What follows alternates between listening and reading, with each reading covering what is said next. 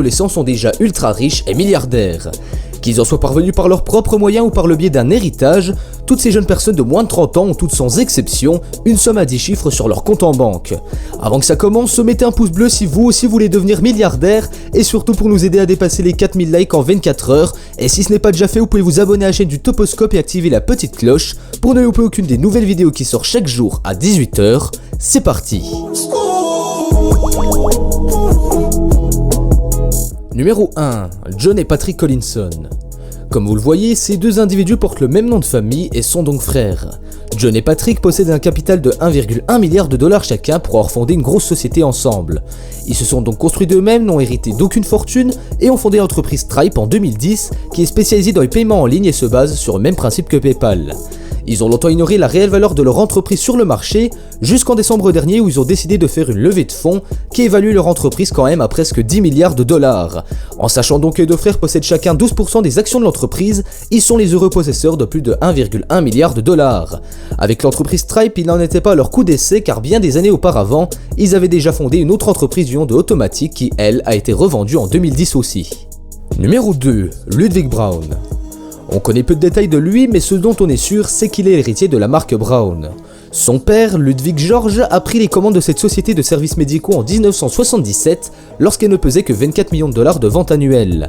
Aujourd'hui, 40 ans plus tard, les revenus ont été multipliés par presque 300, avec 6 milliards de ventes dont 500 millions annuels de bénéfices.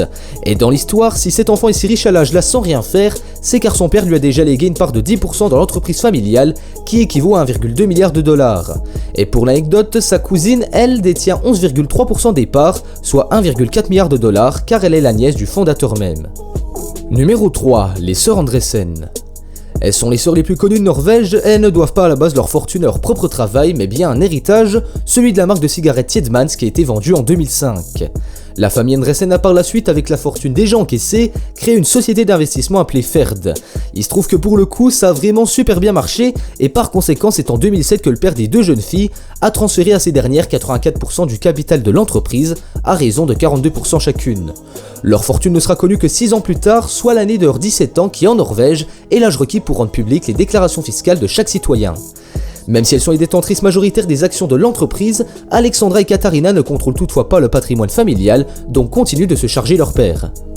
Numéro 4. Gustav Magnarvizo. Décidément, on peut dire que la Norvège est un énorme vivier de jeunes milliardaires, car c'est encore en ces terres que l'on retrouve le jeune Gustav qui ne compte pas moins de 1,6 milliard à son actif. Et pour cause, il est l'enfant d'un des riches entrepreneurs norvégiens ayant fondé la société Salmar qui est productrice de saumon, qui est la spécialité nationale. En 2013, le père transfère l'équivalent de 47% des parts de Salmar à son fils, pour des raisons fiscales qui, vous vous en doutez, l'arrangent beaucoup.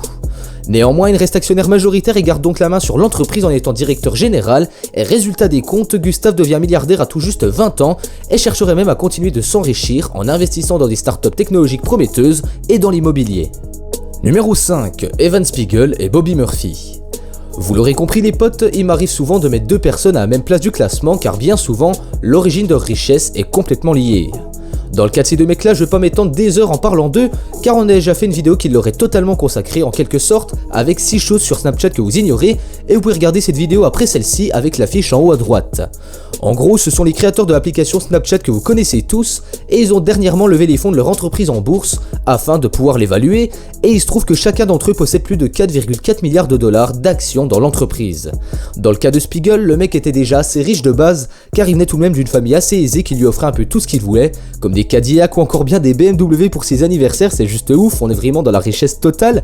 Et dans le cas de Murphy par contre, pas d'énormes richesses en Snapchat, même si tout a bien changé aujourd'hui, rassurez-vous, car ils s'étaient tous deux rencontrés lors de leurs études à Stanford, et ils tentaient souvent de créer des choses pour se rendre plus cool auprès des gens du bahut qui les ignoraient quelque peu.